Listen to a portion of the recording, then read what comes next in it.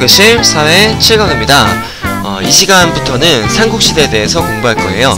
고구려 백제 신라에 대해서 자세하게 알아보도록 하겠습니다.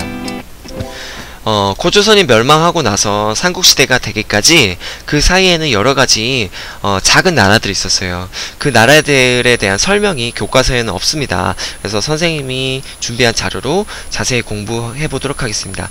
이 시간에는 그 삼국시대 이전의 나라들에 대해서 자세하게 알아볼 거예요.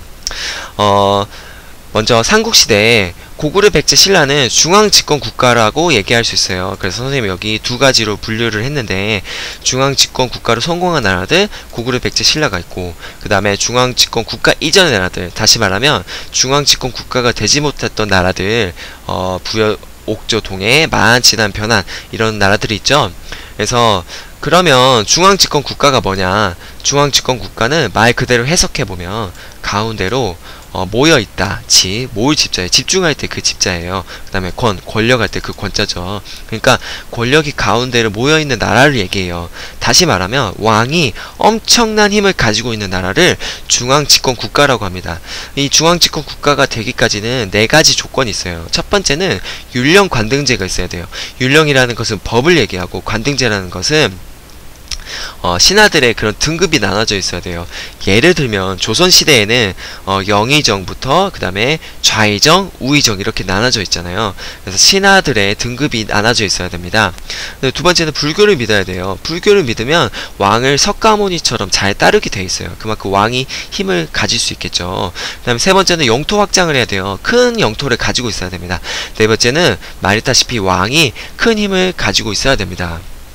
자, 근데 이런 중앙집권 국가가 되지 못한 여러 나라들을 지금부터 보도록 하겠습니다.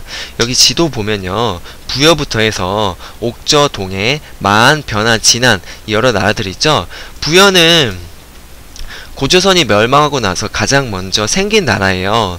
부여는 나름 힘이 셌는데 나중에 이제 고구려에 의해서 이렇게 흡수가 됩니다. 또 고구려는 부여에 있던 사람, 다시 말하면 주몽이 동부여에 있다가 졸본으로 내려와서 나라를 세웠었어요. 자, 그래서 또 보면은 옥저 동해는 또 고구려의 지배를 받다가 또 흡수가 되고요. 그만큼 고구려가 힘을 많이 가지고 있고 또 전쟁에서 승리를 한 거죠. 그 다음에 마한, 진안, 변한 있는데, 마한은 이렇게 전라도, 충청도, 이 경기도 쪽에 54개 작은 나라를 얘기합니다.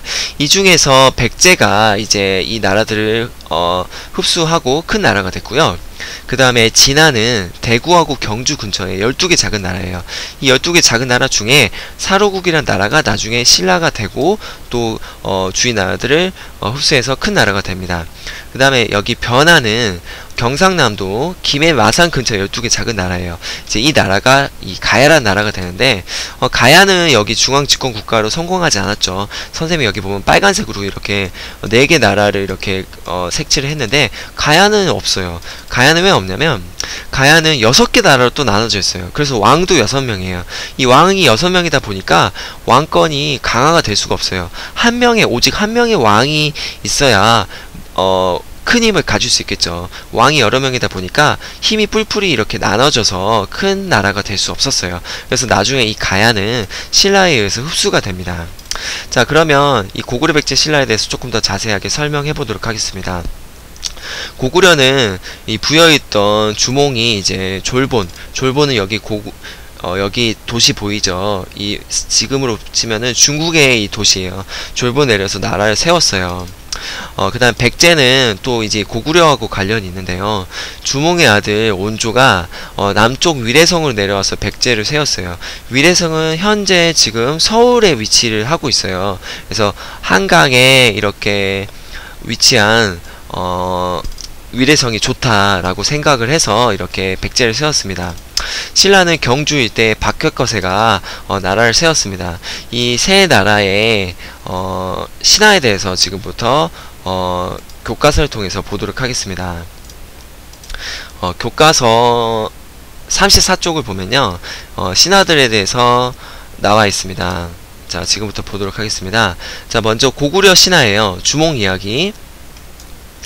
하늘의 신 아들인 해모수와 물을 다스리는 신 딸인 유화 사이에서 한 남자아이가 태어났다. 그는 알을 깨고 나왔는데 어렸을 때부터 활을 잘 쏘아 사람들은 그를 주몽이라고 불렀다. 다른 왕자들이 주몽을 미워하고 죽이려고 하자 주몽은 자신을 따르는 무리를 이끌고 남쪽으로 내려와 졸본의 고구를 세웠다. 그래서 이 배경이 되는 나라는 부여예요. 부여에서 주몽이 태어났는데 이제 시기 질투를 받고 생명의 위협을 받다 보니까 졸본에 내려와서 고구려라는 새로운 나라를 세웠죠. 이 보면은 주몽이 알에서 깨어나는데 신하다 보니까 그렇지 실제로 알에서 깨어나진 않았겠죠.